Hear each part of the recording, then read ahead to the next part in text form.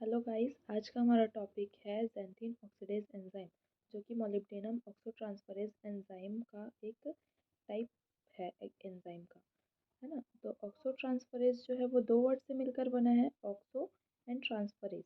तो oxo stands for oxygen atom and transferase stands for transfer. तो oxygen atom या तो ऐड होगा या तो रिमूव होगा। तो एडिशन ऑफ ऑक्सीजन क्या कहलाएगा? ऑक्सीडेशन। और रिमूवल ऑफ ऑक्सीडेशन क्या कहलाएगा? रिडक्शन। ठीक है, अब आगे देखते हैं।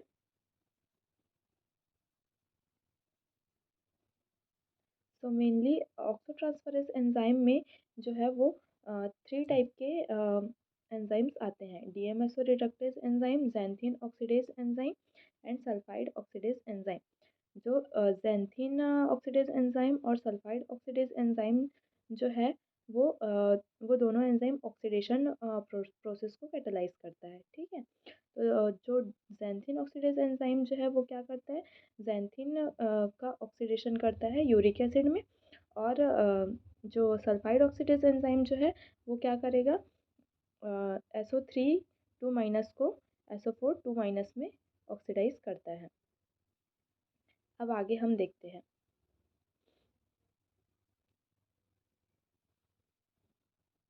हमारा मेन टॉपिक क्या है? हमारा ज़ैंथीन ऑक्सीडेज एंजाइम, है ना। तो ज़ैंथीन ऑक्सीडेज जो है वो एक टाइप का एंजाइम है जो ऑक्सीजन स्पीसीज जनरेट करता है।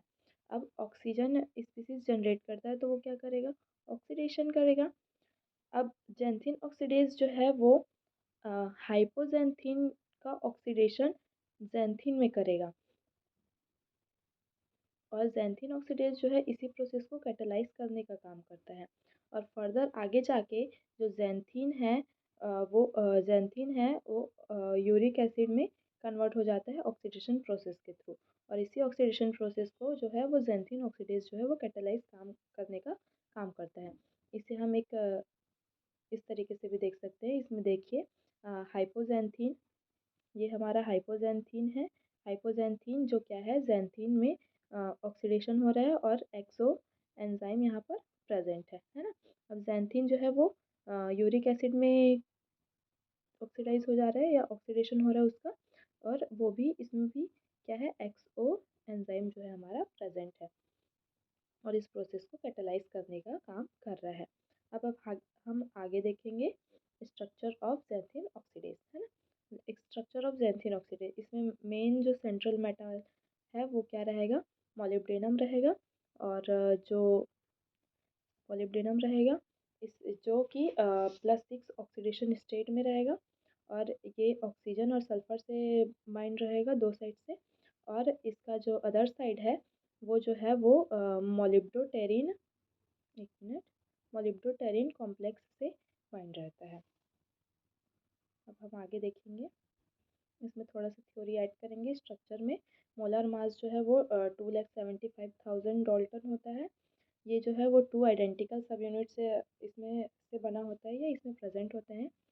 तो दोनों सब यूनिट आइडेंटिकल है, मतलब सेम रहेगा। तो एक जो सब यूनिट है वो उसमें क्या क्या रहेगा? तो सेंट्रल मेटल रहेगा मॉलिब्डेनम। और दो Fe2S2 रहेगा जो कि क्या करता है? इलेक्ट्रॉन इलेक्ट्रॉन ट्रांसफ़र में पार्टिसिपेट करता है। और एक एफ होगा, F stand for flavin adenine dinucleotide. अब आगे देखते हैं इसका रिएक्शन।